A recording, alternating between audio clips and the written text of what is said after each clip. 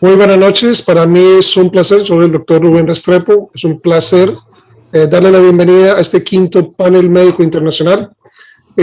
Vamos a agradecer primero a su fundador, Mario Abel Aguilar, a quien van a tener la oportunidad de conocer, pero en particular a los panelistas que aceptaron esta invitación a esta presentación de hoy. Esperamos que la disfruten mucho. Recuerden que va a estar disponible la grabación, posiblemente ya el día de mañana. Y pues sin más preámbulo, vamos a iniciar. Primero que todo,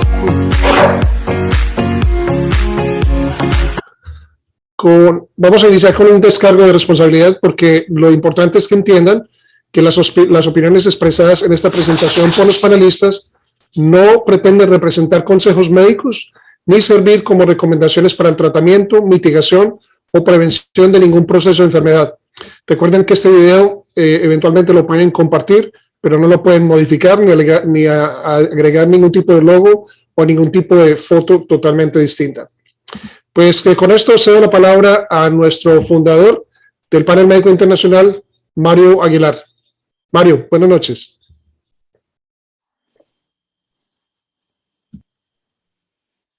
Creo que Mario está teniendo problemas de conexión, pero me puedo presentar, o si quieres me Bueno, presento. no, perfecto, no, ni más faltaba. Es para mí un placer presentar a una de las moderadoras que tenemos hoy, que es mi amada esposa, Diana Restrepo Cerrato. Ella es terapeuta respiratoria en la Universidad Santiago de Cali, de Colombia. Tiene además una maestría en epidemiología de la Universidad del Libre de Colombia. Es autora, y me consta porque es mi coautora en capítulos del libro de terapia respiratoria. Y también ha tenido el privilegio de ser presentadora de trabajos de investigación en la Asociación Americana de Cuidado Respiratorio. O sea que bienvenida, mi querida esposa Diana Restrepo. Bueno, muchísimas gracias a mi mejor mitad, como dice mi amado esposo. No es que pues queramos pues sobresalir, pero siempre nos tratamos así.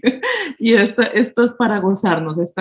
Estas llamadas son muy agradables. Bienvenidos a los que nos están visitando por primera vez y a nuestros viajeros frecuentes. Gracias nuevamente por estar acá. Esta información es para ustedes y para mí es un placer presentar a nuestro fundador del panel médico internacional, Mario Aguilar. Mario, sé que estás teniendo problemas, pero esperamos que estés escuchando.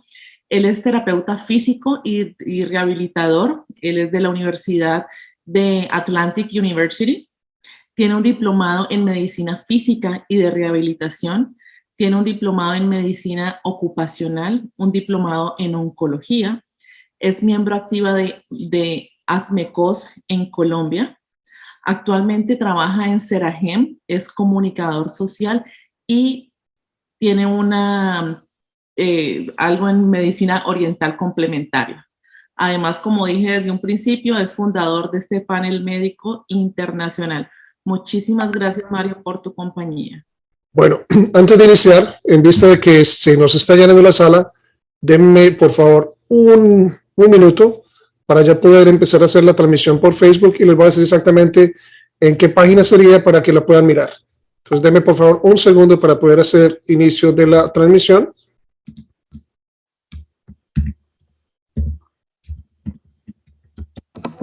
En este momento se acaba de llenar. Sí, un segundo.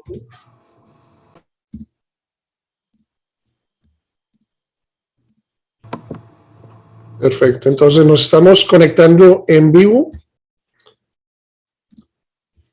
Para que sepan el nombre de la página en caso de que la quieran buscar, para aquellos que digan que no podemos entrar porque ya se nos está llenando la sala, es Fortalece tus células de forma natural. Fortalece tus células de forma natural, porque ya en este momento tenemos 1000 personas y algo que agradecemos. Pues nuevamente es un placer estar con ustedes acá. Voy a empezar a compartir una información que es bastante importante. Y creo que Mario todavía no sigue conectado. Entonces, continuemos, por favor. Bueno, y pues como la cereza del pastel, a mi esposo le tocó la esposa, a mí me toca a él. Para mí es un placer, como siempre digo, presentar a mi esposo, el doctor Rubén Darío Restrepo. Él es médico cirujano de Medellín, Colombia. Es terapeuta respiratorio de la Universidad de Georgia State en Atlanta. Es profesor y coordinador de investigación para la División de Cuidado Respiratorio y para la División de Cuidado Crítico y Pulmonar del Centro de Ciencias de la Salud de la Universidad de Texas en San Antonio. Es miembro del comité editorial de revistas médicas internacionales. Es fundador de Solacur, que es la Sociedad Latinoamericana de Cuidados Respiratorios. Tiene más de 100 publicaciones que incluyen su propio libro, artículos científicos y capítulos en libros. Tiene más de 400 presentaciones científicas a nivel nacional e internacional en el área de terapia respiratoria y de cuidados intensivos.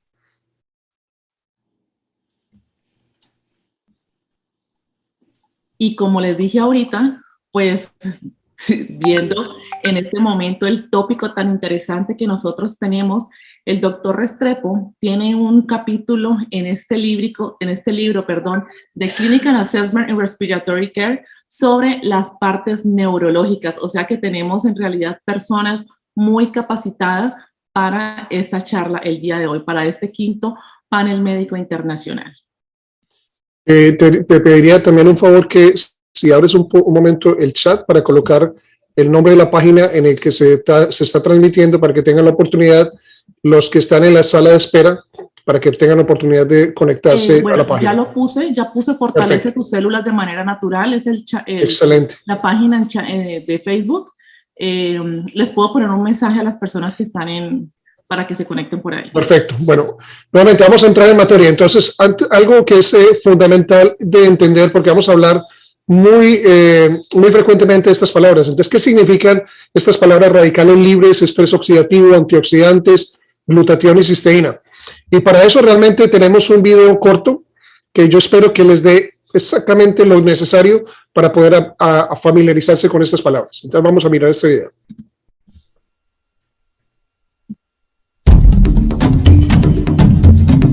Nuestro cuerpo está sometido diariamente a un inevitable proceso químico que envejece y destruye nuestras células. Este proceso se llama oxidación y se produce a consecuencia de innumerables factores como la contaminación ambiental, las radiaciones, agentes químicos y agentes infecciosos, incluso sustancias químicas que se generan naturalmente en el interior de nuestro cuerpo contribuyen a la oxidación.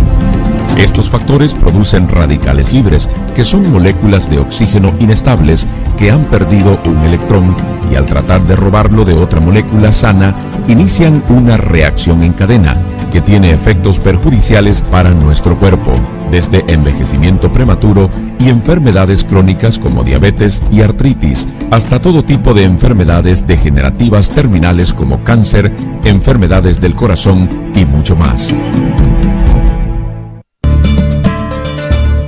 Para combatir la oxidación de nuestro cuerpo, necesitamos consumir antioxidantes, que son sustancias naturales que neutralizan los radicales libres y los convierten nuevamente en moléculas de oxígeno sanas y benignas, revirtiendo de esta manera el envejecimiento prematuro y previniendo un sinnúmero de enfermedades crónicas y degenerativas.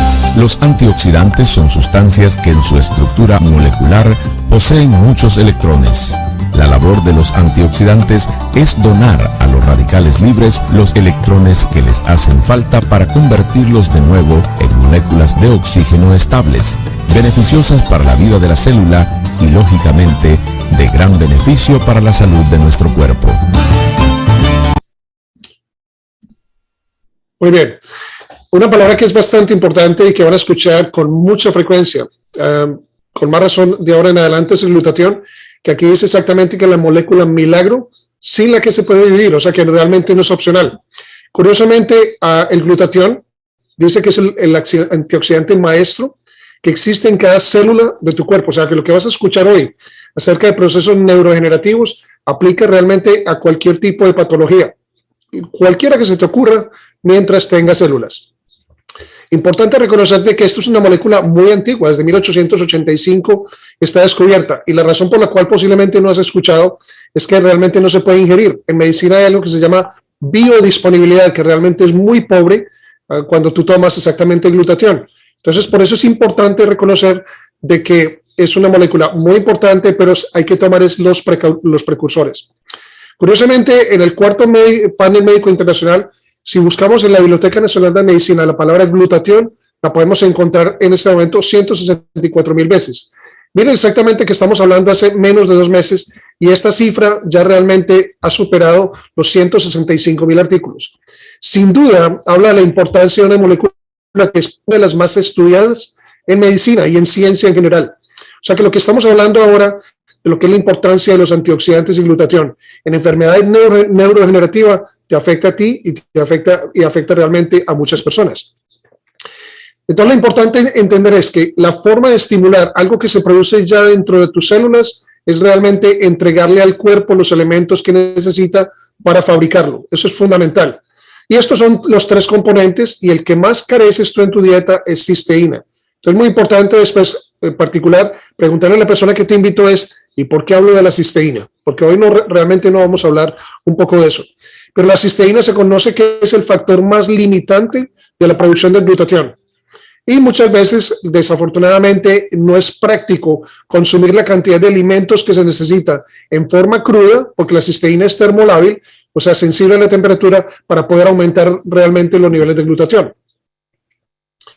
Lo que posiblemente no habías escuchado, hay cosas que habías escuchado, 3 que habías escuchado, de que el oxígeno es fundamental para las células, que la energía de la nutrición es fundamental y vital, que sin agua no podemos vivir, pero algo que es muy importante y que la ciencia ha demostrado es que sin glutatión no pueden vivir las células. Después del agua es la sustancia más importante, es la molécula más importante para desintoxicar todas las células de tu organismo. Ahora, es muy importante, en este panel nos vamos a concentrar en un aspecto muy importante, pero si has visitado los otros 4 paneles y el 6º que ya estamos programando, vas a entender que las enfermedades que tienen esta característica de bajo glutatión son muchas. Y a pesar de que la diapositiva es en inglés, posiblemente reconoces muchas de estas. Pero hoy nos vamos a concentrar en todo lo que es el aspecto del cerebro.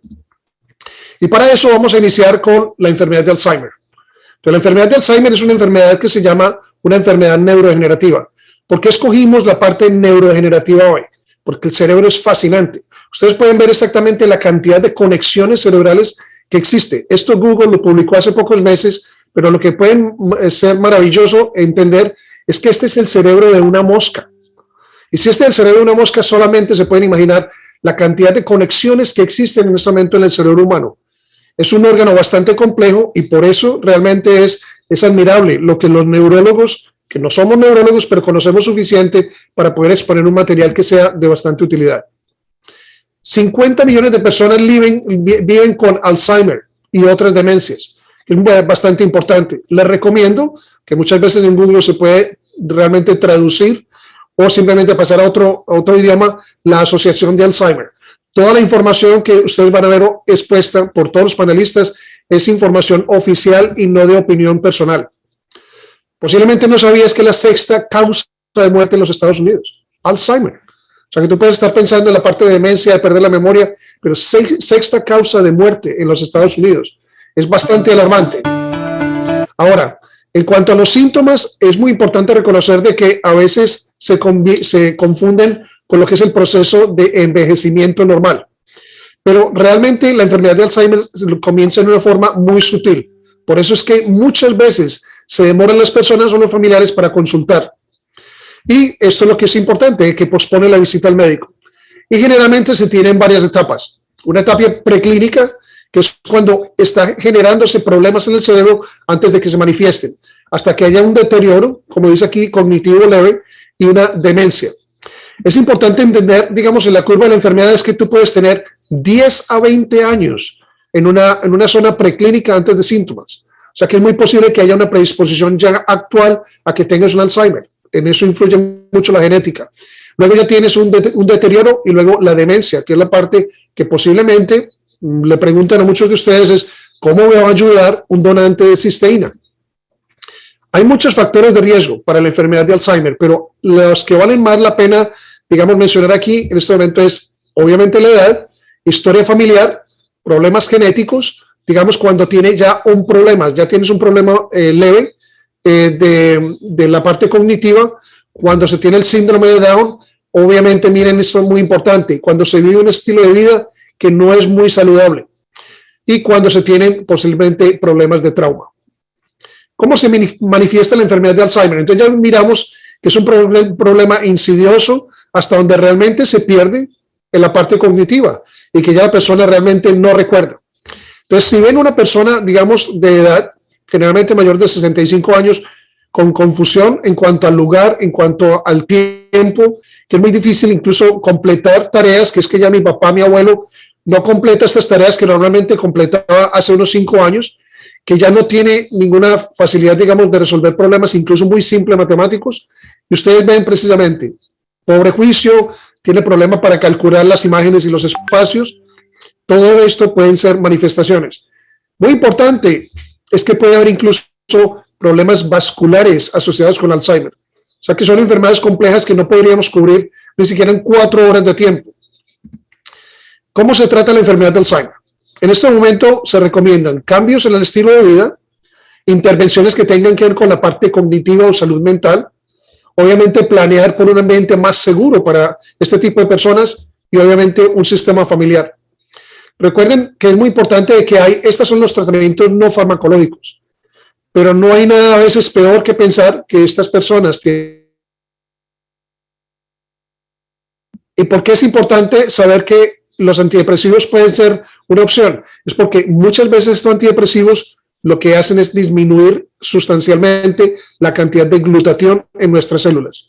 Y para empeorar las cosas, esto es una noticia, miren, enero 11 de 2022, para las nuevas drogas para Alzheimer, en este momento Medicare, que es un sistema aquí en Estados Unidos, planea restringir el cubrimiento y los tratamientos no son baratos. Pueden ser de $2,500, $3,000 al año en muchos casos para este tipo de problemas. La segunda entidad que voy a cubrir de una forma breve es el Parkinson. Entonces, ¿quién lo sufre? ¿Cómo se manifiesta? Lo importante entender es que todo lo que vamos a ver el día de hoy tiene que ver con enfermedades neurodegenerativas. Aquí ves el cerebro con conexiones que de alguna forma se están perdiendo, que están comprometidas y que en último término se pueden beneficiar del glutatión, aumentar los niveles de antioxidantes. Muy frecuente, más de 10 millones de personas en todo el mundo viven con la enfermedad de Parkinson y cada vez sigue aumentando. Ese es un problema. Generalmente se puede manifestar o se puede incluso diagnosticar antes de los 50 años.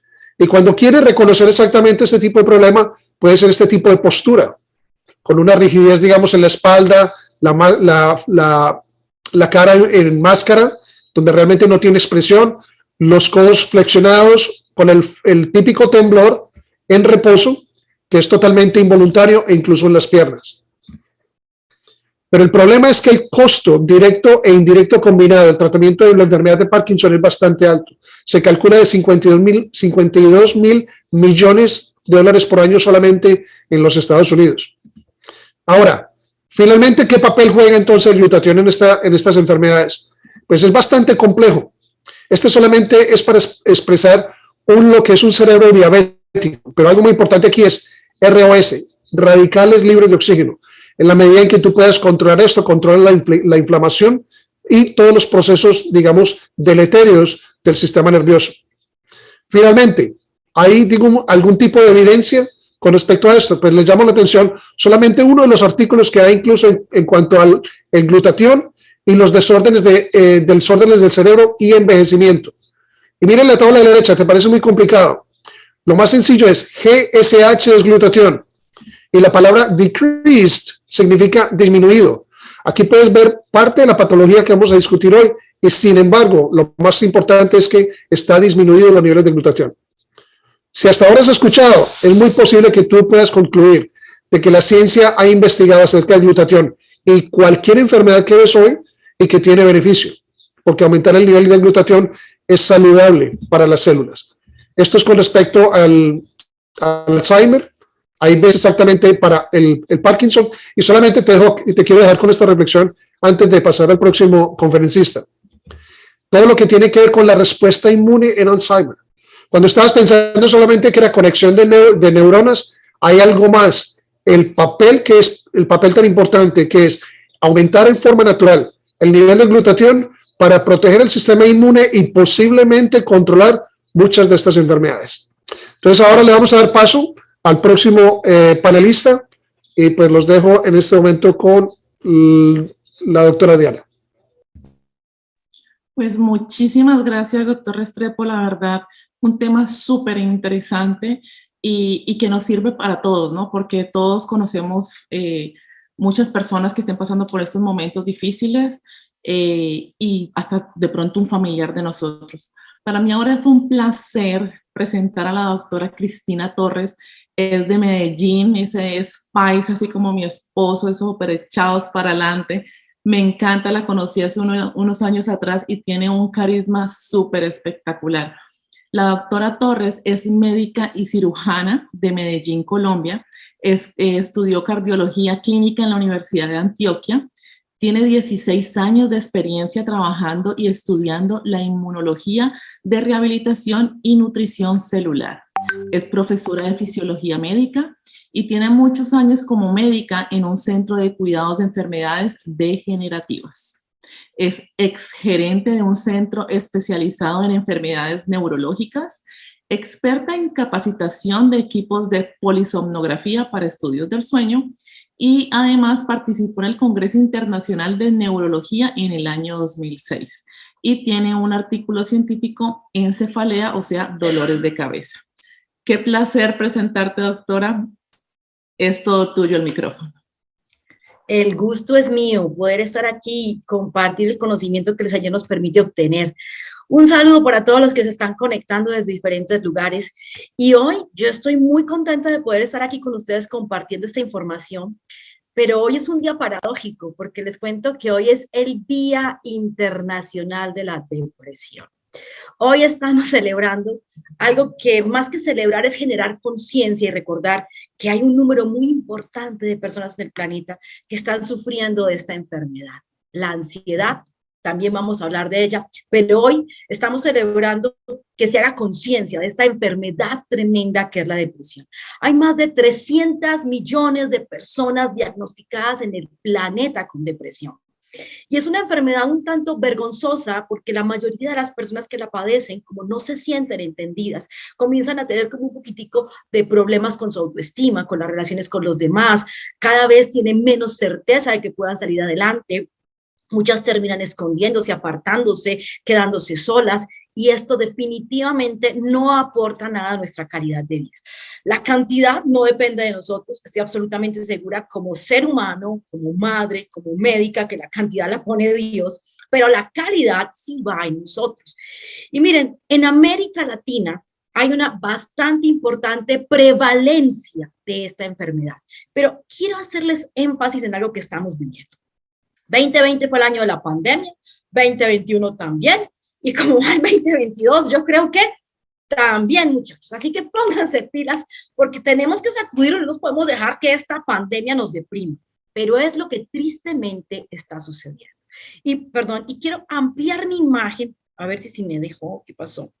A ver, si la puedo retroceder la imagen. En la imagen anterior teníamos... Espérame un minutico porque no sé por qué se me salió. En esta imagen lo que les quería mostrar es cómo ha aumentado los casos de depresión en lo que ha ocurrido de la pandemia. Miren, en el 2020 habían 193 millones de casos de personas diagnosticadas con depresión mayor, severa. Ahorita vamos a ver que no estoy hablando aquí de sentirse triste, melancólico, que a todos nos puede pasar, es normal, el encierro, no poder ver a tus seres queridos, hay muchas personas que han tenido problemas económicos fuertes, viajes cancelados, tantas cosas. Está bien que nos sentamos tristes, pero cuando hablamos de depresión, ya es algo un poco más profundo, más serio, algo que la mayoría de las veces va con que la gente piensa en matarse, en morirse, en que no quiere estar en este planeta. Estamos hablando de depresión mayor y de eso hablábamos en el 2020, empezando de 193 millones de personas diagnosticadas con depresión mayor. Y arranca la pandemia y miren, aumentó 53.2 millones de casos. O sea, es una cosa miedosa, 53.2 millones de casos más gracias al COVID, al susto, al miedo, al temor, a las muertes, a las, digamos, sobredimensiones que a veces causamos. 53 millones de personas más cayeron en depresión mayor. Y ni qué hablar de la ansiedad. Miren, la ansiedad es muy común y en las personas que vivimos en ciudades, que tenemos múltiples ocupaciones, puede llegar a ser una enfermedad. Y en el mundo, cuando el 2020 comenzó, habían 298 millones de personas diagnosticadas con ansiedad. Se aparece la varita mágica del COVID y 76 millones más de personas cataplum en ansiedad. Claro, porque todos empezamos a sentir miedo, a escuchar, si tú todos los días estás oyendo que murieron tantos, que se infectaron tantos, pues con razón tu cuerpo y tu corazón comienzan a sentirse incómodos, que se perdieron los empleos, que van a cerrar las fronteras, que me quedé en este país, que no pude pasar al otro. Eso agobia y molesta. Pero ¿saben algo que llama profundamente la atención? ¿Sabes quiénes fueron las personas que más seriamente se vieron afectadas con esto? La gente joven. La gente joven. Oye, hay menos resiliencia, menor capacidad, digamos, de resistir la presión en la gente joven. Y esta imagen que ustedes ven aquí nos lo describe de manera muy clara. Si ustedes ven, donde está como la parte grande de esta pirámide, es en las personas que están entre los 18 y los 40 años. Las personas entre 18 y 40 años, o sea, la comunidad productiva, los trabajadores, los estudiantes, la gente que hace que el mundo se mueva, fue donde hubo el mayor crecimiento en diagnósticos de casos de depresión mayor. Y si miramos en el caso de la ansiedad, exactamente igual. Así que un factor protector quizá puede ser tener más años, quizá la edad nos hace más maduros, más tolerantes, más resilientes que a los jóvenes. De pronto estamos formando generaciones de cristal y tenemos que ser mucho más capaces de adaptarnos a lo que está sucediendo.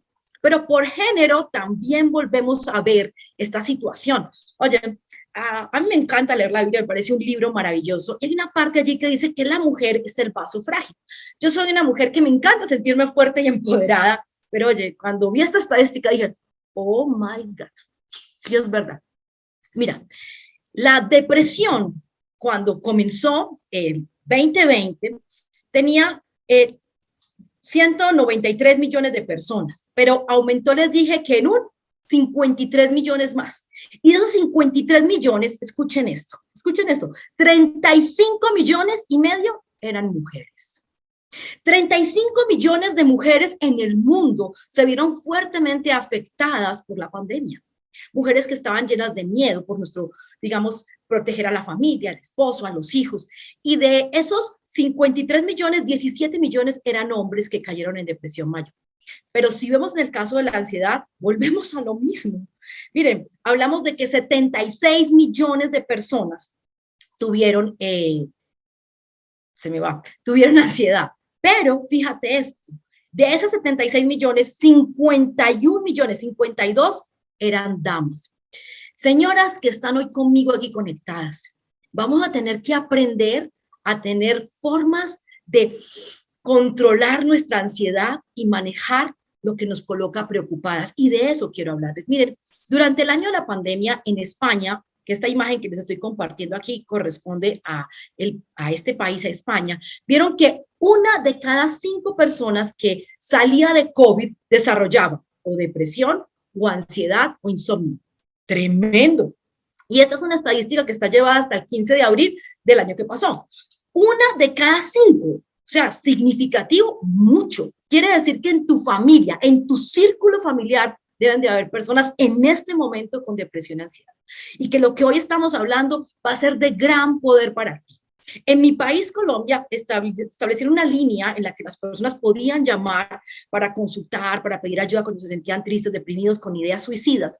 Y esa línea mostró crecimiento importante en el número de personas que llamaban. Pero ¿saben cuál fue el género que predominantemente aumentó? Nosotras, las mujeres, el género femenino. Aquí ustedes van a ver la imagen donde está el comparativo entre hombres y mujeres. Y fíjense que desafortunadamente nosotras nos llevamos siempre la mayoría. Así que el cerebro femenino sí tiene diferencias importantes con el cerebro masculino, que nos hacen un poco más proclives a manejar menos eficientemente este tipo de estrés emocional. Pero es importante ver la diferencia entre la ansiedad y la depresión. Y me gustó muchísimo, los invito porque hay una psiquiatra que me encanta, he podido estar en varias ponencias que ella ha hecho, la doctora Marian Rojas una psiquiatra española, una mujer maravillosa. Y ella hablaba muy claramente de cómo nosotros podemos, debido a un exceso de ansiedad, terminar desarrollando depresión. Y me voy y empiezo a estudiar y a buscar artículos increíbles. Hay más de 4.000 artículos al respecto. O sea, fíjate que si tú y yo no aprendemos a manejar la ansiedad, vamos a pasar, discúlpeme esta expresión que en mi país decimos muy coloquial, de Guatemala a Guatepeor. No podemos hacer eso. Tenemos que comenzar a empoderarnos, a concentrarnos. Una persona ansiosa te va a decir que siente, que tiene momentos, porque no necesariamente esto que te voy a describir pasa todo el día, sino que hay momentos gatillo donde esto se exacerba. Entonces vamos a decir que estás en casa sola y tú crees que estás bien, pero de repente pasa un pensamiento. No ha pasado nada, es solo un pensamiento. Y quiero hacerles claridad en esto. El cerebro no diferencia lo real de lo ficticio. No lo divide. Y cuando tú te imaginas cosas, tu cerebro las toma. Entonces, ay, Dios mío, ay, ¿será que pisó un carro a mi hijo? Ay, Dios mío, tengo una corazonada. Y comienzas a imaginar, y ese imaginario desencadena todo un evento de situaciones. Y empiezas a tener sudoración, dificultad para respirar, taquicardia, empiezas a tener sensación de pánico, quieres salir corriendo, te duele el estómago, quieres ir al baño, se te seca la boca, te sudan las manos, se te ponen los músculos tensos. ¿Te ha pasado? Tranquilo, no eres el único en el planeta, son muchas las personas, pero hay que controlarlo. Porque la ansiedad es algo que nosotros producimos. El cerebro comanda el cuerpo, así de sencillo. Todo pasa 2 veces y la primera vez pasa aquí, en nuestro cerebro. Cuando tú tienes una idea maluca, una idea negativa, por eso se habla del pensamiento positivo, que es algo que debemos de practicar de manera consciente, y no se trata de a un agüero, se trata de PNL, de programación neurolingüística, de coger y tú mismo programar tu cerebro para el bien. Cuando tú empiezas a tener una mala idea, o te viste una novela y ya te estás imaginando que la novela te está pasando a ti, o viste las noticias y ya cogiste esa situación y la introyectaste, pues tú comienzas en ese momento a mandarle esa información a tu cerebro. Y en ese momento tú produces cortisol de manera muy importante. El cortisol es la hormona del estrés. Es la hormona que necesitamos para vivir. No es mala, es buena, es muy buena, pero en el momento justo y de la manera correcta.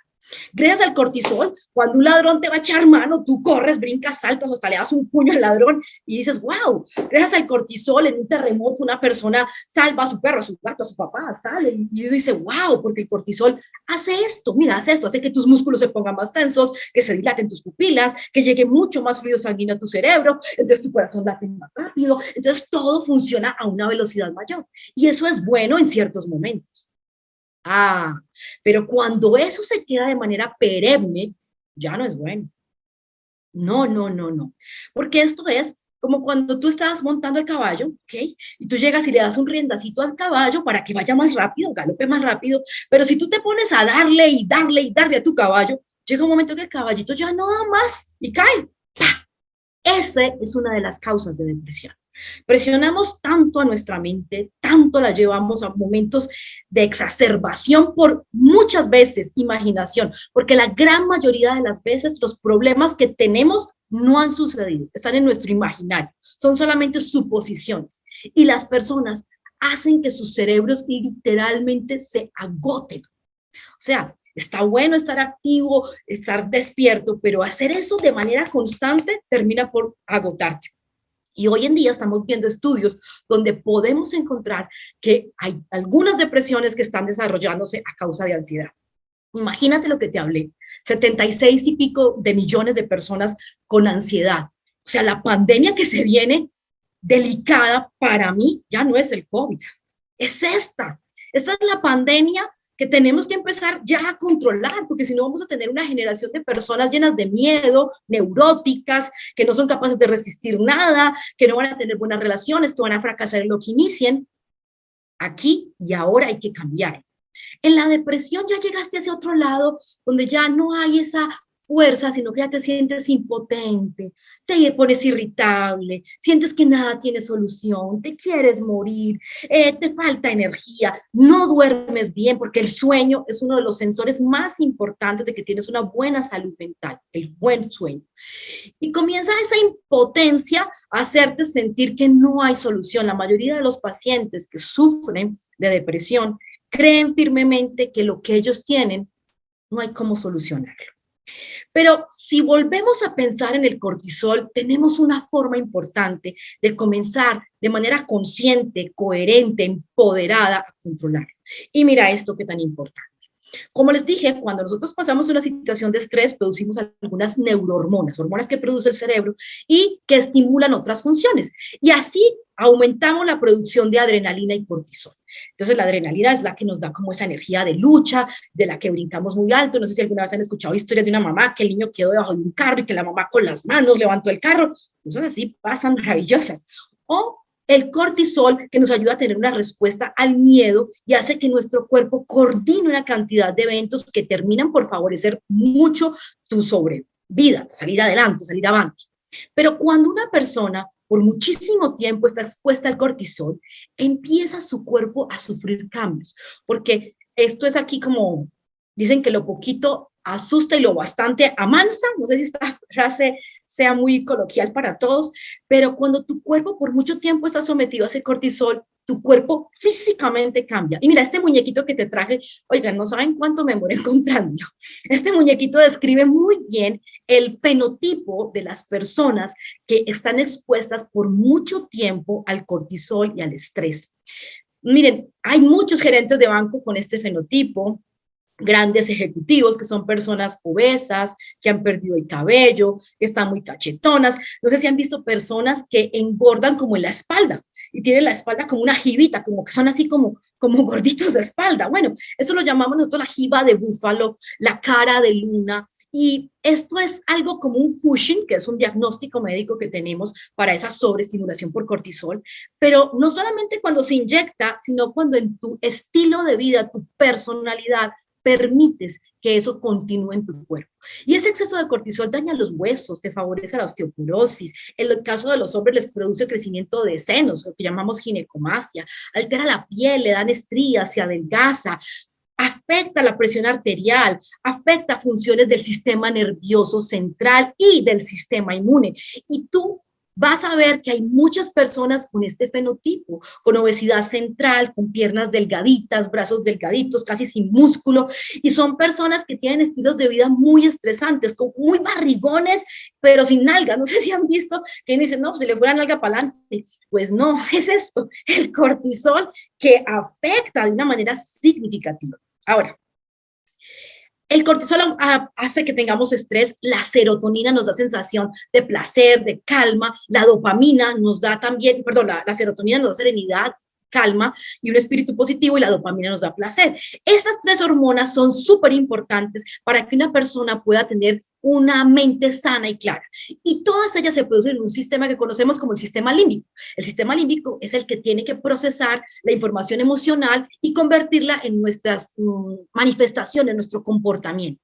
Y allí está el hipocampo, que es donde muy importantemente se tiene que trabajar con la dopamina. Este es uno de esos Doctora, perdón, 3 minuticos más. Perfecto, 3 minutos. Voy a avanzar. Es uno de estos estudios que les recomiendo mucho, está en el PubMed, es un estudio muy nuevo, salió en el 2020 y se habla de esa retroalimentación, de esa relación bidireccional entre la depresión y la inflamación, porque el cortisol favorece la inflamación y la inflamación hace que los tejidos se oxiden más rápido y cuanto más rápido se oxidan nuestros tejidos, obviamente menos bien funcionan. Entonces tenemos, por ejemplo, que la cíngula, el RAFE y muchas áreas importantes donde se producen neurohormonas, se estresan grandemente, aumentan los radicales libres dentro de ellas, los de peróxido, los de hidróxido, se descomponen internamente las mitocondrias, que son como las baterías, y en consecuencia estas células dejan de trabajar correctamente y empezamos a tener una oxidación significativa que puede conllevar en el tiempo incluso a que desarrollemos enfermedades. Y les quería mostrar esta imagen, miren aquí, nosotros tenemos tres muy poderosas enzimas antioxidantes, se llaman superóxido dismutasa, glutatión peroxidasa y cacanasa. Y estas tres son las que ayudan a que ese efecto de la oxidación causado por la inflamación se contrarreste. Pero miren estas tres, la que está más importantemente dentro de nuestro sistema intracelular, dentro de las células, es la glutatión peroxidasa. Y por eso es que hoy queremos hablarles de la importancia de tener niveles adecuados de glutatión, porque el glutatión es como una gran escoba o una gran aspiradora que se chupa y se traga a todos esos radicales libres de manera muy eficiente. Ahora, hay mucho en el tratamiento, se hablan de los antidepresivos tomados, de la asistencia psicológica, de las terapias como el yoga, la meditación, el canto, la oración, que pueden ayudar a una persona a controlar esto. Pero hoy yo quiero decirte que la nutrición, lo que tú pones en tu boca, los alimentos y los suplementos que tú decidas, hacen la diferencia. Las crisis de pánico y de ansiedad van a seguir estando y nosotros podemos aprender a controlarlas simplemente dándole a nuestro cuerpo órdenes que sean como hacer ejercicios de respiración y aumentar tu glutatión para poder que limpie, saque esos radicales libres. Miren, cuando comiencen un tratamiento, tengan presente que esos tratamientos no son chasquido de dedos.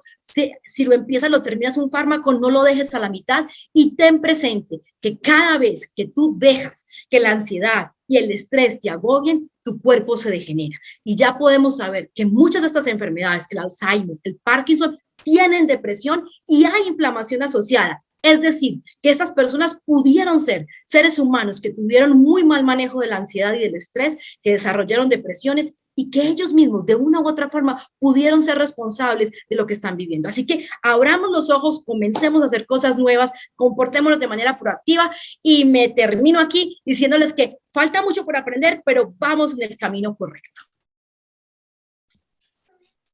Doctora Arias, qué información tan buena, tan emocionante, de verdad que, como usted dijo, nos queda mucho por aprender, estamos en el camino correcto y ahora con todo lo que se viene, porque posiblemente esta no va a ser la última, ni la última pandemia, ni la última enfermedad, y verdad que sí estamos viendo cómo nos está afectando. Ya vamos por 2 años y se vendrán cosas peores. Para mí es un placer, siempre es un amigo de la familia, ya es muy querido por nosotros, más por mi esposo, obviamente, pero para mí es un placer siempre darle la bienvenida al doctor Arias. La verdad que muchísimas gracias, doctor, por estar con nosotros el día de hoy. Y el doctor Arias es médico cirujano de la Universidad del Norte, es especialista en anestesiología de la Universidad del Rosario en Bogotá, Colombia. Es fellow de cuidado intensivo de la Clínica Chayo. Es subespecialista en medicina crítica y cuidados intensivos de la Fundación Universitaria de Ciencias de la Salud del Hospital de San José de Bogotá. Es especialista en medicina paliativa multidisciplinar de la Universidad Ramon Llull en España. Tiene un máster en humanización de la Universidad de Barcelona en España. Es ex coordinador de cuidados intensivos del Hospital Erasmo Meós en Cúcuta, Colombia. Ha sido nominado a miembro de la Academia Nacional de Medicina por el tema de trauma y es jefe de la UCI de la Clínica Santa Ana en Cúcuta, Colombia. Es el jefe de la UCI Emergencias en la Clínica Universitaria Santa Catalina de Tunja en Boyacá, coordinador de posgrados de medicina y es profesor asociado de la Universidad de Boyacá. Como decimos nosotros, mejor dicho, más preparado que quién sabe qué. Doctor Arias, nos encanta tenerla aquí, súper bienvenido y muchísimas gracias por estar con nosotros en este panel médico internacional. Pues nada, Diana, gracias por tu presentación y a Rubén por la invitación y al grupo de panelistas y a estos 1000 participantes del Zoom.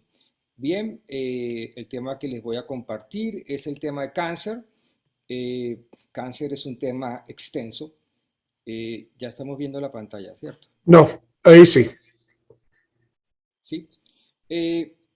Vamos a hablar de cáncer en varias generalidades importantes descritas en la bibliografía médica. Es un tema extenso, muy extenso. Tratar de abarcarlo en 15 minutos, pues vamos a hacer el intento. El cáncer comienza realmente en todas las células son como unos ladrillos que forman un edificio y cada célula forma un tejido y cada tejido pues termina formando un órgano. Normalmente el cuerpo forma células nuevas a medida que las va necesitando y reemplaza a las células envejecidas que tienen un tiempo límite de vida. Algunas veces este proceso no resulta el esperado por muchos factores externos o genéticos y crecen células nuevas que no son necesarias y las células envejecidas no mueren cuando deben morir. Estas células adicionales pueden formar una masa llamada tumor. Los tumores pueden ser benignos o malignos y cuando se trata de tumores malignos pues ya hablamos de una patología como el cáncer. Entonces esa es como la definición de la American Cancer Society y me pareció muy didáctica. Finalmente, hablando algo de epidemiología, para la OMS, muchos países de ingresos bajos y medianos tienen altas incidencias y prevalencias. Alrededor de un tercio de las muertes por cáncer se deben finalmente al consumo del cigarrillo, a un aumento de la masa corporal, a un aumento en el consumo de alcohol, a una baja ingesta de frutas y verduras y a un sedentarismo que cada día es más. Las infecciones oncogénicas, entre ellas las causadas por el virus de la hepatitis o por la papillomavirus, ocasionan el 30% de los casos de cáncer en los países de ingresos medios y bajos. La detención de cáncer en una fase avanzada y la falta de acceso a medios de diagnóstico y tratamiento es algo muy común en países en subdesarrollo. Son diversos los informes en el tratamiento integral de esta enfermedad que está disponible en más del 90% de los países de ingresos altos. De hecho, Estados Unidos apunta como uno de los países donde más va a haber incidencia de cáncer en los próximos 10 años.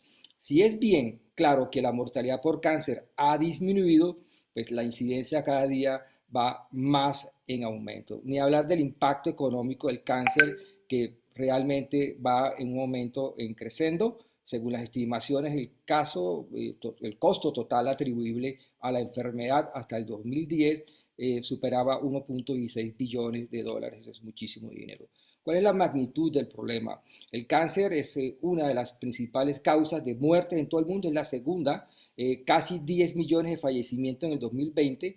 En ese año las más comunes fueron el cáncer de mama, 2.26 millones de casos, el pulmonar 2.21, colorectal 1.93, próstata 1.4, los melanomas y el cáncer gástrico también estuvieron en esta lista. Los tipos de cáncer que causaron un mayor número de fallecimientos en el 2020 fue el CA de pulmón y realmente está asociado al tabaco. ¿Cómo podemos prevenir el cáncer? Realmente este es un tema de lo más importante de hoy para hablar de cáncer. Entre el 30 y el 50% de los cánceres se pueden evitar y esto pareciera que no fuera tan importante. Yo creo que es lo más importante.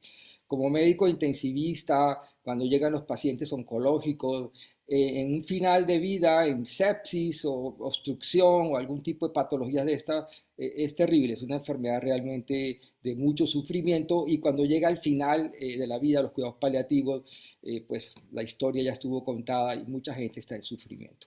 Para ello es necesario reducir los factores de riesgo, obviamente, y aplicar estrategias que impacten en la prevención, que tengan bases científicas sólidas. La prevención abarca también la detección precoz de la enfermedad y el tratamiento y cuidados adecuados de los enfermos. Si se detectan a tiempo y se tratan adecuadamente, la posibilidad de recuperación para muchos tipos de cáncer son excelentes. Entonces, ¿qué debemos hacer como prevención? Evitar el consumo del tabaco, mantener un peso corporal saludable, comer saludablemente, más frutas, más verduras verdes, más espinacas, más espárragos, más brócoli. Finalmente, tener una actividad física regular. La vacunación contra el virus del papiloma y la hepatitis B pertenece a un grupo en que esto es recomendable. Evitar la radiación ultravioleta, y esto es fundamental. Los rayos ultravioleta, cada día hay menos ozono, cada día hay más exposición a la piel y sobre todo para los pacientes con enfermedades autoinmunes. Esto, la prevención, es un capítulo inmenso. ¿Cuáles son los signos y síntomas de cáncer? Los signos, que son las señales, y los síntomas son formas en que el cuerpo manifiesta que tiene algún tipo de malestar, lesión o enfermedad. Un signo tal como la fiebre o algún sangrado, puede ser visualmente observada y cuantificada por alguien o por algún observador médico. Un síntoma, tal como el dolor y el cansancio, es algo que es perceptible por la persona que lo tiene. Por lo tanto, el dolor se manifiesta por obstrucción, torcedura, tracción, y el cansancio pues, se manifiesta por ocupación alveolar, por fatiga cardiovascular, etc. Los signos y síntomas del cáncer dependen obviamente de la ubicación. Tamaño, localización, hay tumores o cánceres que no son tan agresivos, pero dependiendo de su localización se comporta de una forma agresiva. ¿Qué tanto podría afectar a los órganos y tejidos alrededor? Depende de su localización, el espacio de expansión y el sitio. Si un cáncer se propaga hacia otro sitio, eso se llama una metástasis, entonces los signos o síntomas pueden aparecer en diferentes partes del cuerpo. Por ejemplo, una metástasis cerebral, pues eso es un secundario, en el cerebro podrá producir una convulsión o algún tipo de signos neurológicos, pero tiene un primario en la mama, en el ovario o en el seno, y entonces hay que buscarlo. ¿Cómo causa el cáncer? Los signos y síntomas. Un tumor canceroso puede desarrollarse hacia o presionar sobre órganos, vasos sanguíneos, vasos linfáticos y tejidos nerviosos alrededor. Esta presión ocasiona algún tipo de sintomatología que hay que buscar. También puede causar síntomas tales como fiebre, cansancio y un signo que es ominoso como es la pérdida de peso continua en los meses sin cambio en la dieta. Esto puede que se deba a que estas células consumen gran parte del suministro de energía del cuerpo. ¿Cuáles son los síntomas más frecuentes? El cansancio, la pérdida de peso, problemas en la alimentación como el deglutir, la falta de apetito, la deglución, dolor abdominal, inflamación o protuberancias, masas que se pueden sentir, se pueden palpar, por eso el autocuidado de las mujeres, inflamación o alguna protuberancia en el abdomen, endurecimiento o una masa en el seno o en cualquier otra parte del cuerpo, dolor, especialmente el que surge de forma nueva y sin razón aparente. Y fíjate que para la mayoría de los tumores que hacen metástasis a la columna vertebral, la mayoría de los médicos generales lo confunden con cualquier tipo de patología osteoarticular lumbar posterior, lo que se llama en inglés low back pain, y entonces empiezan a tratamientos donde hay una pérdida importante de tiempo, como antiinflamatorios, opioides, etc. Y cuando un paciente tiene dolor lumbar, yo personalmente, por todo lo que he visto, de una voy pensando en una tomografía, una resonancia de la columna para mirar si no encuentro una masa. Cambios en la piel, tal como protuberancias presentes, sangrados en la piel, que vuelva y termine cambiando la textura de la piel, es otro de los síntomas prevalentes. El diagnóstico de cáncer es un tema muy complejo, produce mucha angustia, ansiedad en la familia, en el grupo familiar. ¿Cómo comprender? Enterarse que tenés un cáncer conlleva muchos cambios, tanto para el enfermo como para su grupo familiar. A continuación, estas páginas te ofrecen una serie de recomendaciones basadas en un direccionamiento social donde te van a contar cómo tratar de entender que tienes una patología que produce grandes problemas más adelante. Por lo tanto, los invitamos a entrar a la American Cancer Society, donde tiene una página para todos los enfermos que sospechan que les va a llegar un diagnóstico de este estilo. ¿Cómo se diagnostica el cáncer? Simplemente ir a un servicio médico, mostrar los signos, mirar los síntomas.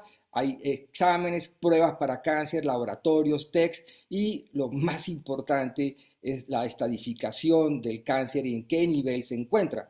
Por lo tanto, el gold estándar en saber si este tejido pertenece a un tumor maligno o no es la biopsia dirigida, ya sea abierta, ya sea una punción dirigida por tomografía axial o por resonancia, pero la biopsia, el tamaño de la biopsia y la lectura en las tinciones especiales de anatomía patológica van a clasificar si son tumores hormonodependientes o no, si son tumores que pasan la membrana basal o no, y allí está todo para ir ya al oncólogo y comprender el informe de patología y estratificarlo en qué nivel está, en qué TNM está y cuál es su perspectiva de sobrevida en los próximos años. Las imágenes de radiología son extensas, la más práctica y la más rápida es una placa simple. Realmente lo más importante es luego ir a una tomografía computada de tórax o de cualquier parte del cuerpo donde se encuentre la lesión sospechosa, la resonancia, otros estudios radiográficos, la mamografía, la medicina nuclear juega un papel fundamental, la ecografía es muy rápida y esto te va a dar una idea del tamaño, de la localización, de la comprensión y posiblemente la etiología de este tumor. Por lo tanto, todos estos estudios son fundamentales. ¿Cuál es el tratamiento del cáncer? Depende básicamente del sitio, de la estadificación, de la patología, de la sensibilidad hormonal, sí o no, pero hay tratamientos locales o sistémicos. La cirugía de cáncer, en lo posible, sería una primera entrada de intervención rápida porque va a quitar una gran parte del tumor. Muchas veces se escoge la radioterapia para disminuir el tamaño y poder operar, pero también todo el mundo ya conoce, esto es público, la quimioterapia, la radioterapia, medicamentos dirigidos a tumores específicos, la inmunoterapia, los biológicos, los trasplantes y la terapia hormonal hace parte de este armamentario.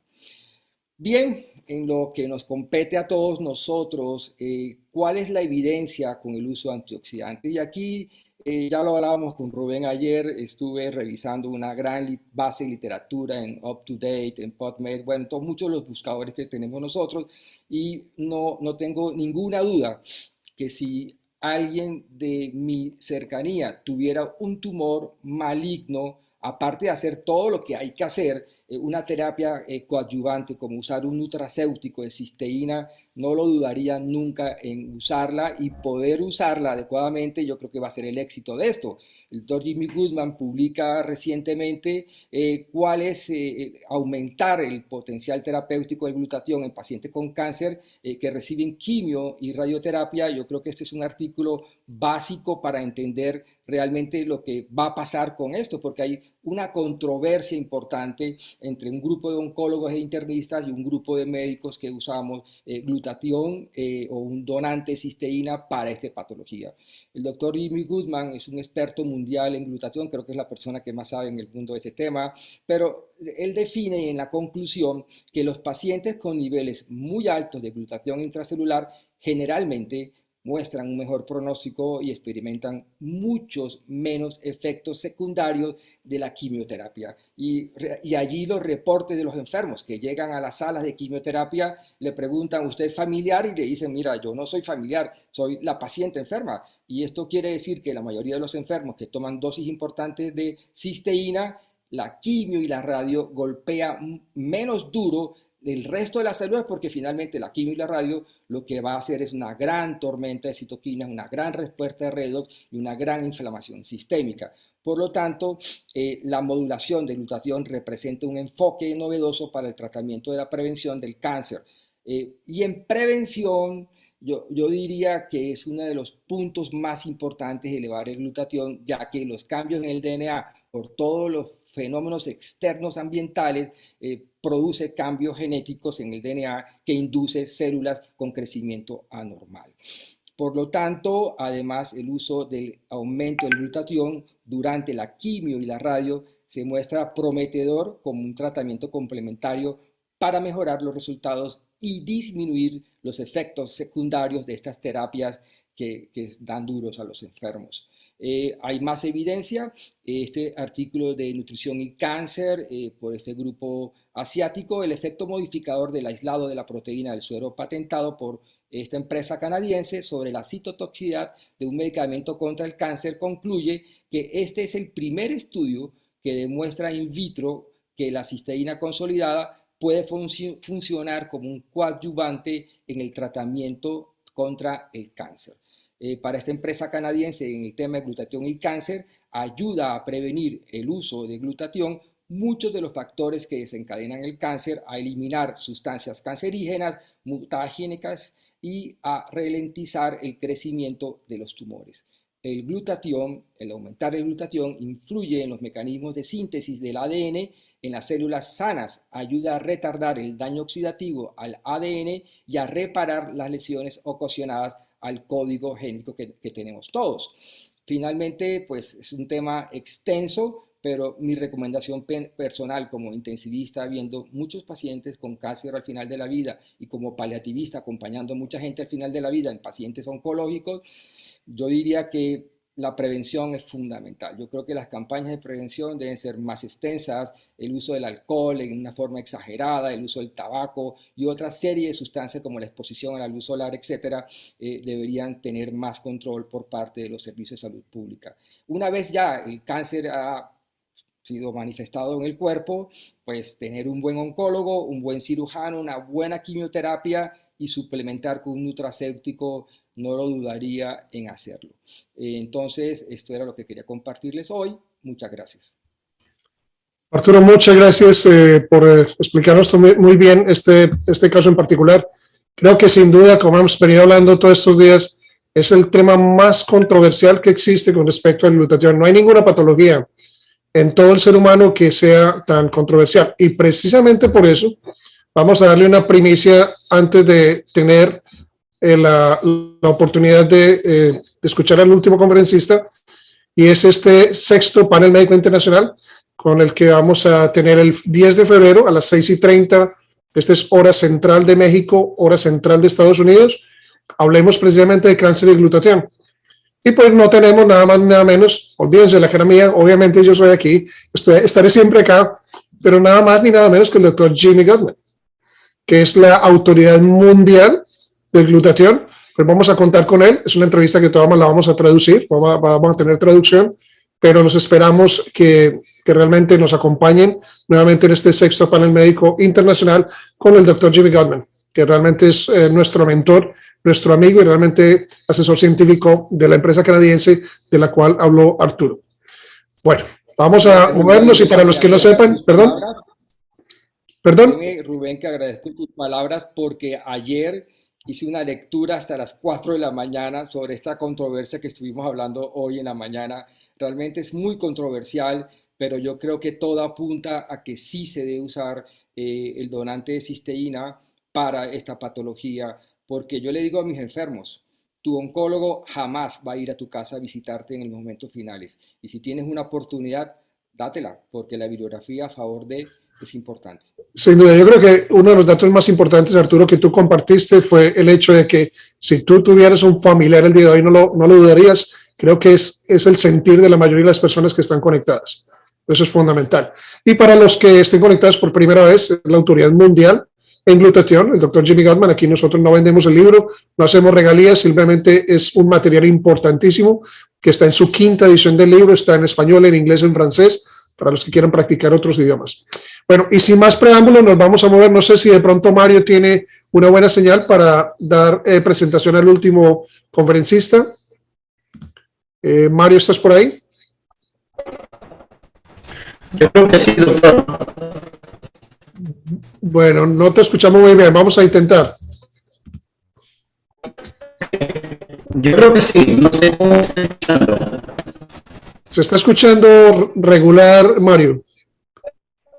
No, de igual manera, pues muchas gracias por la oportunidad. Quisiera felicitar a todos los médicos, de manera especial a los 4 invitados, que para mí ha sido genial.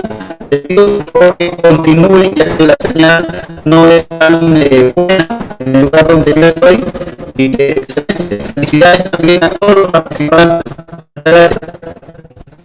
Lamentamos mucho, pero le tenemos que dar el crédito que merece a Mario Aguilar, que es uno de mis líderes en Cajamarca, quien realmente es el fundador de este panel médico internacional.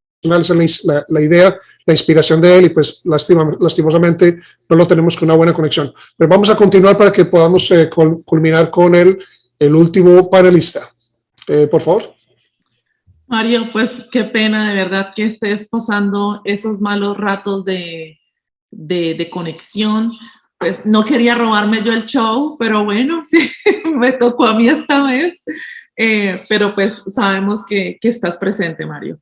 Para mí me toca presentar ahora al doctor Miguel Ángel García. Es la primera vez que lo presento y para nosotros es un placer tenerlo porque hemos escuchado cosas maravillosas del doctor García. Él es médico cirujano de Aguascalientes, México. Tiene un diplomado en nutrición por la Universidad de Estudios Avanzados. Es médico de urgencias del Hospital General del Pabellón de Arteaga, AGS. Certificado en ATLS por el Colegio de la Universidad de Estados Unidos, por el Colegio de Cirugía de Estados Unidos, perdón. Certificado por el Colegio de Médicos Generales de México, ex coordinador estatal de planificación familiar en Aguascalientes, ex coordinador estatal de casas de salud y supervisor de primer nivel en Aguascalientes, exdirector del Centro de Salud Urbano de Pabellón de Arteaga. Me imagino que AGS es Aguascalientes. Es ex médico de oficinas centrales y de cambios de actividad del Instituto de Educación del Estado de Aguascalientes, ex profesor de biología del Colegio Secundaria Maranatá de Aguascalientes, es expositor internacional en desarrollo personal, desarrollo de negocios de network marketing, nutrición y manejo de suplementos nutricionales. De verdad que encantada con su hoja de vida, doctor Miguel Ángel, y para nosotros es un placer. Nuevamente, bienvenido y vamos a empezar. Muchísimas gracias sobre todo por invitarme. Quiero mandarles un gran abrazo a todos los asistentes. Adelante. Quisiera agregar, Miguel Ángel, que la razón por la que aparece ex no es porque lo hubieran echado, sino que encontró un mejor proyecto de vida. Pero eso es para otra conversación. Adelante, Miguel Ángel. Gracias. De hecho, nunca he podido hacer un suficiente compendio de mi currículum. Casi nunca lo platico, porque sí ocupa mucho espacio. Pero más que nada les agradezco muchísimo la invitación. Estoy muy contento de estar aquí y sobre todo quisiera que los que estuvieran conectados en este momento, si pudieran poner por ahí su nombre y de dónde nos escuchan. Y bueno, vamos a compartir pantalla. Una disculpa por mi voz, pero tengo todo el santo día hablando. Entonces, pues vamos a empezar a compartir con muchísimo gusto. Perfecto. ¿Sí me escuchan bien? Perfecto. Sí, perfecto. Gracias. Pues vamos a continuar con esta hermosa, este panel médico tan poderoso. A mí me tocaron dos temas que yo amo, me encanta hablar de estos dos temas. Y el primero es acerca de las personas que tienen síndrome de Down. Estas personas que literalmente nos contagian en la mayoría de las ocasiones una alegría increíble, pero en el 100% de las veces unas ganas de vivir. Ahorita vamos a platicar un poquito del carácter de ellos. Por lo pronto, comentarles que el síndrome de Down es una trisomía. Ahorita vamos a platicar qué es eso, pero dentro de las cromosomopatías es la más común dentro de los niños vivos, ¿ok? Es la primera causa de déficit intelectual de origen cromosómico y de hecho es la más estudiada de todas ellas. Bueno, curiosamente se incrementa gradualmente el riesgo de poder de tener este síndrome a partir de que la madre vaya cumpliendo más de 35 años de edad. No sucede siempre cuando es mayor de 35 años de edad, pero se va incrementando ese riesgo. Estos niños se caracterizan por tener un retraso del crecimiento intrauterino. Esto es, no crecen a la velocidad que deberían de crecer dentro de lo que es la matriz. Y empieza a haber una disminución o no tienen suficiente tono muscular, se llama hipotonía, y no hay un suficiente desarrollo. Esto es un retraso en el desarrollo tanto físico como un déficit intelectual. Hay una disminución en el tamaño de su cabeza, incluso en el tamaño de su cuello. Hay algunas alteraciones incluso entre lo que viene siendo el atlas, una de nuestras cervicales, y todo esto hace que empiecen a tener un cuello un poco más pequeño. Y bueno, son las características de la cara, lo que nos llama mucho la atención. Las fisuras palpebrales, esto es el ojo como lo conocemos, ¿verdad? Son dirigidas hacia arriba. Son fisuras palpebrales oblicuas, ¿verdad? En sentido externo. Y bueno, tienen un pliegue sobre lo que viene siendo el epicanto, ¿ok? Y todo eso los va caracterizando un poco. Ahorita vamos a hablar de sus características a nivel genético, pero es una forma de identificarlos un poquito más rápidamente.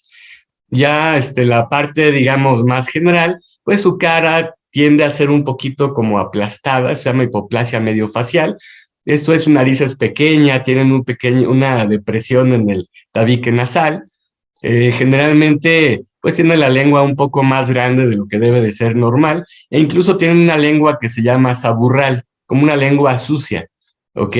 Normalmente tienen sus dedos cortos, y normalmente el quinto dedo, que es lo que le decimos el dedo pequeño, ¿verdad? Tiene una desviación hacia la parte externa, se llama clinodactilia, y la mayoría de ellos tienen una línea en el pliegue de la palma, un pliegue único, que le llamamos pliegue simiesco. Son personas que por su condición genética tienden a desarrollar enfermedades cardíacas, principalmente comunicación intraauricular, comunicación interventricular, persistencia del conducto arterioso, tetralogía de Fallot, y fíjense que tienen algunas situaciones a nivel general, como por ejemplo una hiperelasticidad, una tendencia al hipotiroidismo, a la diabetes mellitus, aumento en la posibilidad de que desarrollen cataratas, y como lo mencionó hace un momento el doctor Rubén Restrepo, a desarrollar Alzheimer. Entonces son características muy generales, vamos a ir ahondando poco a poco en cada una de ellas. Comentarles acerca de la parte epidemiológica, que actualmente dentro de este cuadro de síndrome de Down, ¿verdad? Existen 3 tipos de trisomías 21, ¿ok? Una trisomía, para empezar, como su nombre lo dice, es que en vez de que haya dos, vamos a ponerlo en una imagen un poquito más sencilla. Normalmente el papá y la mamá van a donar 23 cromosomas, cada uno de ellos, ¿ok? Y en esos cromosomas está el mapa con el cual se va a construir cada parte del cuerpo. Ahí están todas las características, toda la herencia. Pero por motivos que aún no se conocen del todo, justamente donde está el cromosoma 21, en vez de que haya 2, hay 3 en el cromosoma 21. Por eso es que decimos que es una trisomía, son 3 cromosomas, ¿verdad? Debería de haber 2, ¿ok? Entonces, todo esto nos hace darle este nombre de trisomía 21 a este tipo de personas. Estoy comentando como personas porque el síndrome de Down no está considerado como una enfermedad. Efectivamente, es un síndrome, es un conjunto de signos, de síntomas, y son personas que fue descubierto su diagnóstico por ahí de 1959, ¿verdad? De los cuales el 95% está considerado que es una trisomía libre, solamente son los 47 cromosomas, un 2.5% es una trisomía por translocación, y un 2.5% está hecho por una trisomía mosaica. Eso del mosaicismo, ojalá que lo puedan estudiar mis compañeros médicos, es muy interesante, ya que se considera que no todas las células del paciente con síndrome de Down tienen esa trisomía.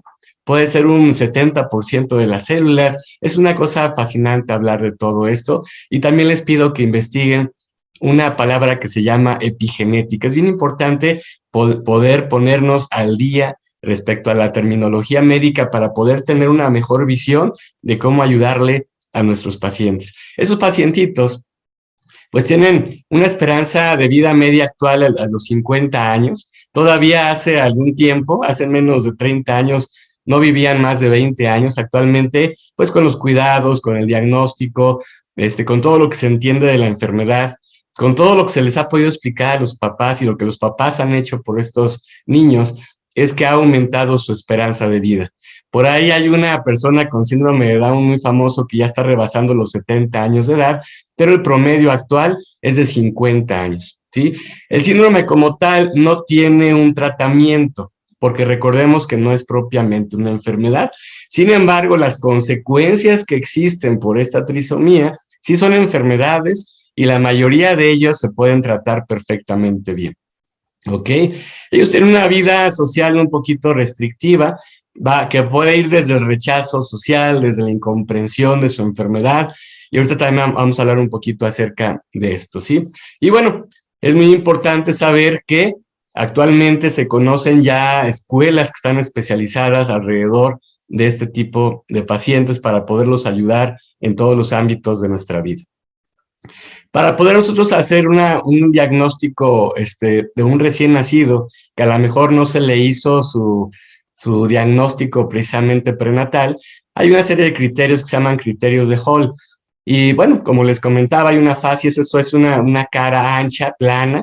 Hay un reflejo de Moro, que es un reflejo precisamente neurológico, que está ausente o parcialmente ausente.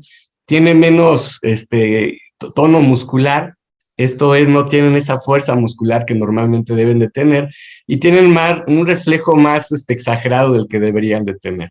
Si se fijan en la foto, en la parte de atrás, hay un exceso en la piel de lo que es el área de la nuca, y como les comentaba, ese pliegue en el epicanto.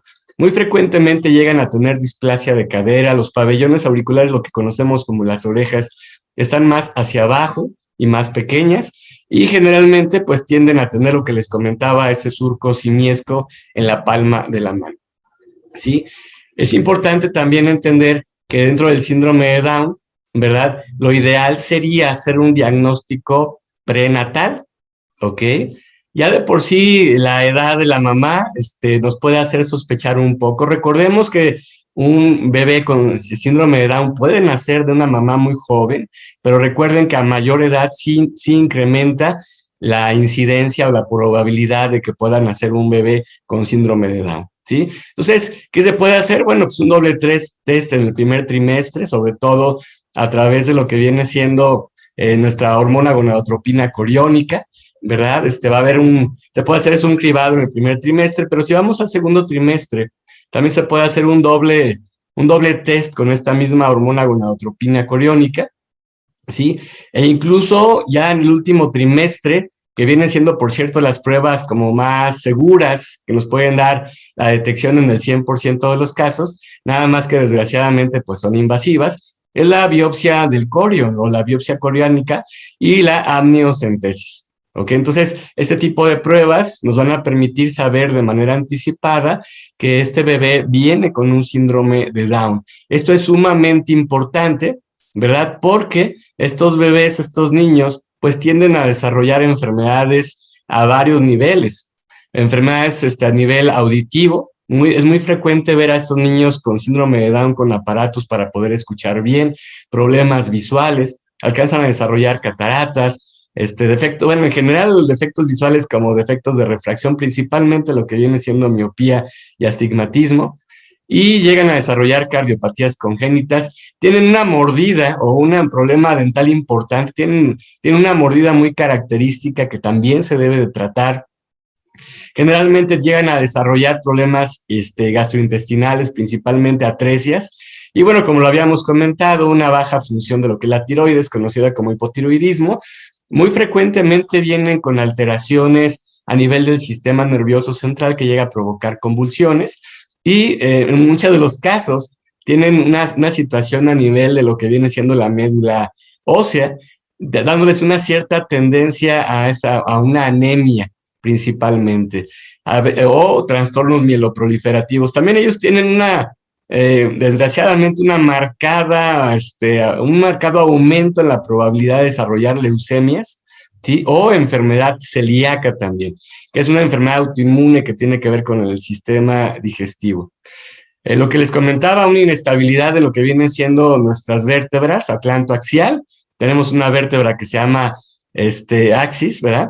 Y esta vez no llega a hacer esa estabilidad que debe de tener entre una vértebra y otra. Y varios de ellos están dentro del espectro autista, que por cierto es uno de los temas que voy a tratar. Bueno, algunos de ellos también llegan a desarrollar enfermedad de Hirschsprung, no es muy común, y todo esto se los estoy platicando por algo bien especial. Precisamente como ya sabemos que este tipo de niños tienden a desarrollar este tipo de enfermedades, pero que además tienen una disminución en su capacidad mental.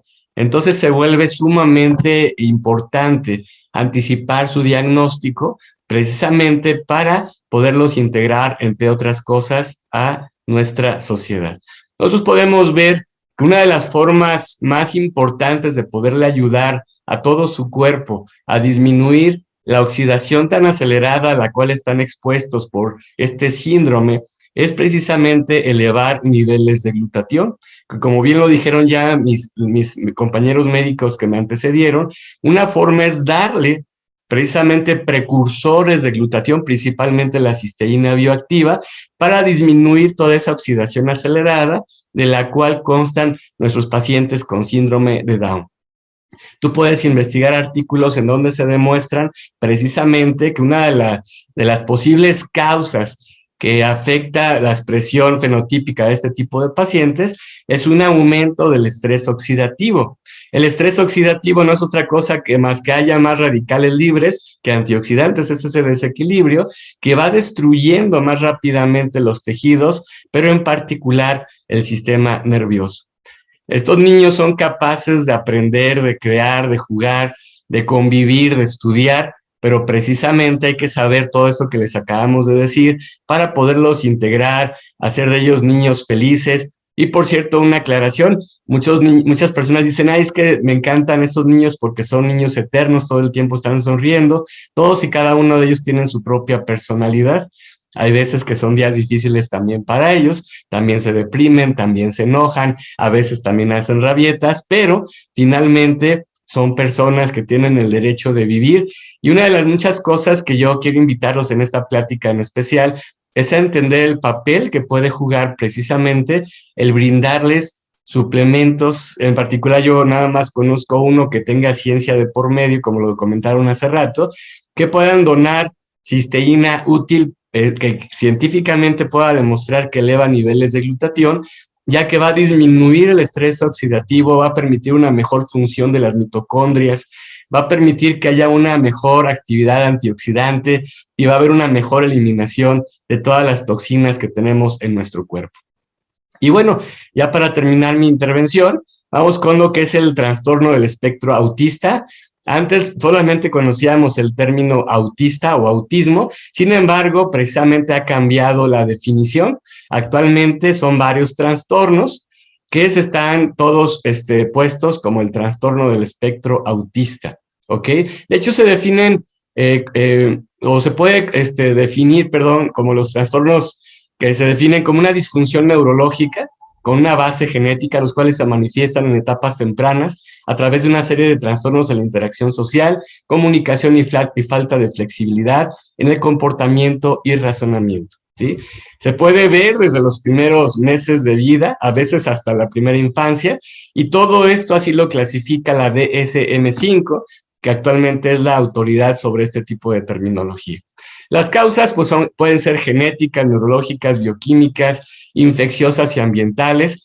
Generalmente es una enfermedad, discúlpenme, es un trastorno, discúlpenme, no es una enfermedad tampoco, es un trastorno multifactorial, ¿ok? Y más o menos de toda la población que existe, que por cierto nacen aproximadamente 1 de cada 100, sí, esto es muy elevado. Todavía hace unos 20 años se consideraba que nacía 1 de cada 1000, y ha ido aumentando de forma drástica, de las cuales una de cada 4 niños con trastorno de variación autista llegan a ser varones. 1 de cada 4 son varones, ¿ok? Esta elevación tan drástica pues lo relacionan con que se hace mejor diagnóstico, con que ha habido cambios muy feos en nuestra alimentación, el estrés, la exposición a químicos como conservadores, insecticidas, pesticidas, etcétera. Entonces estamos hablando también de que existe un mayor estrés oxidativo a nivel celular en estos pacientitos. Quiero hacer una aclaración porque todavía hace algunos años se consideraba que un niño se hacía autista por culpa de un mal manejo de parte de los papás en el trato hacia los niños, el cual siempre debe de existir, un excelente trato hacia los niños. Sin embargo, ya se demostró que esto no se debe a si los ignoran o etcétera, se debe a otros trastornos como lo acabamos de comentar. ¿Cuándo podemos nosotros tener signos tempranos de una probable trastorno de estos niños que tienen un espectro autista? Bueno, a veces cuando ya nacen a los 6 meses vemos que no hay una sonrisa social. En pocas palabras, no estamos viendo lo que debería ser la evolución natural de un bebé. A los 9 meses no hay una ida y vuelta para compartir sonidos, sonrisas, expresiones. A los 12 meses no hay un balbuceo que ya debería de existir y no hay una reciprocidad de gestos o señalar o alcanzar o saludar o devolver cosas. A los 16 meses siguen sin palabras y a los 2 años pues todavía no hay unas frases que puedan tener sentido. Entonces, estos son cosas preocupantes que nos hacen pensar en que existe ya una situación a nivel neurológico. Si hay una baja destreza motriz, como lo comenté, hay muy poco contacto visual, hay una resistencia tremenda a los cambios, todo el tiempo quieren hacer lo mismo, empiezan a hacer movimientos repetitivos, les cuesta mucho trabajo no nada más compartir, sino que no tienen una motivación para jugar y no tienen una cierta noción de lo que es peligroso, ¿ok? Entonces, obviamente, no todas estas personas tienen todos estos síntomas al mismo tiempo, pero la mayoría de ellos sí. Esto sí es un cuadro clínico, ¿verdad? En el cual a través del cual, perdón, podemos nosotros notar cómo pueden llegar a tener este tipo de situaciones en nuestros niños. Ellos pueden tener siempre una discapacidad intelectual, en algunos de los casos llegan a estar acompañados de crisis convulsivas. La mayoría de ellos tienen ya como síntomas principales, como lo comenté, déficits sociales, con comportamientos repetitivos, dificultades con el lenguaje, pero ya como problema neurológico asociado llegan a tener una situación en alteración del sueño, del estado de ánimo, esa ansiedad, esa hiperactividad, y como síntomas relacionados, no nada más es como el déficit para poder adquirir bien el sueño, sino que tienen trastornos reales del sueño, trastornos del comportamiento, trastornos a veces importantes por ansiedad y a veces déficit de atención e hiperactividad. Estamos hablando de un complejo importante y que se clasifica en 3 grados, así le podemos llamar. Y uno del primer grado, todo esto igual es por la DSM-5, no es algo que esté una información vieja, es totalmente actualizada. La grado 1 es un pacientito que necesita ayuda, pero que bueno, ya empieza a poderse socializar con más de un niño, empieza a ellos a tratar de tener iniciativa de interacciones sociales. Esto es bien guiado el niño, ¿verdad? Aunque siempre va a tener comportamientos restringidos. Un grado A es que ya necesita más ayuda, esto es una ayuda más personalizada, ¿sí? Las deficiencias son más notables, su deficiencia no solamente es de comunicación social, sino también ya incluso en alguna terminología de contacto, ¿sí? Y el grado 3 necesita bastante ayuda, ¿sí? Entonces, todo este tipo de niños es importante hacerle su diagnóstico, porque si no, pues son los clásicos niños que van rechazando, a los que les hacen bullying, y todo por no llevarlos por un manejo adecuado que va desde hacer el diagnóstico temprano, educar al papá y que los papás se preocupen precisamente por hacerle llegar a los niños pues el mejor de los manejos. Perfecto. El manejo es a través de programas conductuales, a través de programas de educación y aprendizaje, a través de medicamentos, efectivamente, sobre todo cuando hay situaciones de estrés, de ansiedad, de alteraciones de lo que es el sueño, etcétera, y otros tratamientos y terapias que cada vez se conocen mejor. Uno de ellos es el tratamiento ABA, ahorita lo vamos a ver rapidísimo, y por supuesto el tema de las dietas. Esos niños obviamente se les empieza cada vez a cuidar más de alimentos libres de gluten, libres de ciertas sustancias que son alergénicas inflamatorias, como viene siendo el trigo, el arroz, etcétera, ¿sí? Y bueno, obviamente alimentos ricos en omegas, que son ácidos grasos esenciales, que entre otras cosas ayudan al mejor funcionamiento del sistema neurológico. Y algunas terapias que tienen que ver con contacto con animales, como perros, como gatos, caballos, etcétera, ¿sí? Y bueno, uno de los manejos es el sistema ABA, ¿verdad? Que es un análisis que se hace de cómo podemos ir llevando de la mano a estos niños y va paso por paso.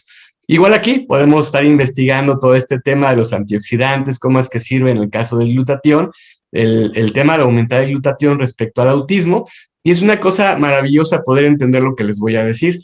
Todas las situaciones en que haya una implicación del sistema nervioso, me parece que, aquí está, en todas las situaciones en que haya una situación de enfermedad del sistema nervioso, va a haber un estrés oxidativo elevado. No importa cómo le quieras decir a la enfermedad del sistema nervioso, va a haber una situación de estrés oxidativo elevado, ¿sí? Ese estrés oxidativo elevado, lo voy a decir en palabras sencillas, pues va a empezar a destruir parte de las estructuras de la célula y por lo tanto va a haber fallas en tejidos y órganos. ¿Ok? Ahorita estamos hablando del tejido nervioso, pero todo esto es en general. Así que lo que hacemos nosotros, obviamente, es tratar lo general de acuerdo a la especialidad, pero también recomendar el poder elevar niveles de glutatión, pero a través de lo que son los precursores. Ustedes pueden investigar que hay muchos artículos que se ha probado estar dando muchos antioxidantes como vitamina A, vitamina E, pero esos no cruzan la barrera hematoencefálica. Sin embargo, el dar los precursores va a permitir que esas células, sobre todo las neurológicas, pues puedan empezar a construir ese glutatión, pudiendo elevar de esta manera este sulfidril de glutatión, permitiendo que los antioxidantes puedan funcionar mucho mejor, disminuyendo ese estrés oxidativo. Yo quiero despedirme comentándoles que sobre todo esto que acabamos de comentar, realmente estamos en pañales. Yo sé que si pongo aquí dos especialistas del tema, unos van a estar de acuerdo y otros no. A veces un poquito más por la actitud que por el estar abiertos, ¿verdad? a nuevas terminologías, a nuevos estudios, pero lo que sí les quiero decir es que es importante estar estudiando, estar ayudando al paciente, estar abiertos a la nueva información. La tecnología nos está dando, por supuesto, nuevas pautas, pero no nos podemos quedar atrás. Hay un autor médico que decía que aquellos médicos que dicen saber todo y nada más de medicina, ni de medicina saben, porque sabemos que falta mucho por aprender del cuerpo humano. Lo que soñamos para nuestros niños con autismo es precisamente que se puedan integrar, que les podamos los papás enseñarles todo lo que sea necesario, pero que también la sociedad entienda que estas personas existen, que son personas que tienen derechos y que se pueden desarrollar muchísimo en nuestra sociedad. Yo les quiero mandar un fuerte abrazo desde Aguascalientes, México. Soy el doctor Miguel Ángel García Gallegos. Muchas gracias por la invitación, doctor. Miguel Ángel, no, muchas gracias a ti.